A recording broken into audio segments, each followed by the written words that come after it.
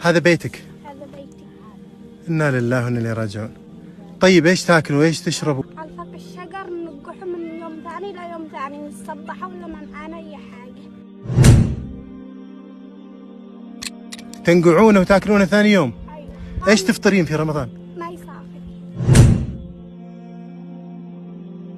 ماي صافي؟ إنا لله وإنا إليه راجعون. ما تاكلون الرز في رمضان؟ ما تاكلون؟ أي حاجة. أولادك إيش ياكلوا؟ جياع. جياع؟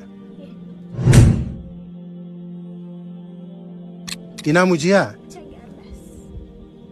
بس. سكر ما عندكم؟ ولا حاجة. رز؟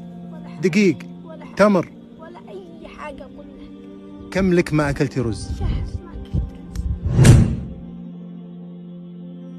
رز. أبشري بالخير. إخوانك ما يتركونك، المسلمين ما يتركونك لتاكلين شجر. احنا في شهر خير، شهر رمضان، بإذن الله ما يتركونك. اللهم لك الحمد، اللهم لك الحمد. مليون وجبة إفطار.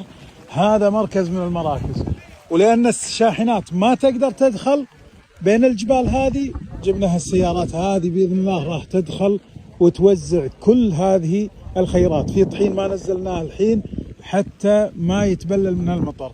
اللهم لك الحمد، اللهم في هذه القطرات، اللهم